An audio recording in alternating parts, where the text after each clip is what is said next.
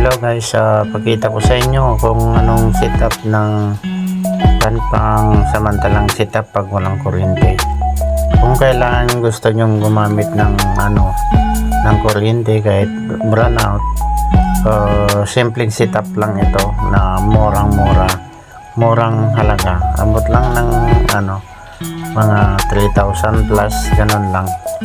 So, mura lang. Depende sa gusto nyong bilhin na watts ng inverter. Yung inverter lang naman ang mahal dyan. Yung solar panel 1.8 lang yan, at yung baterya 2,100, sabi mo na. Magkano lang yung magagastos dyan sa lahat na yan. Yung power controller 150 lang yan.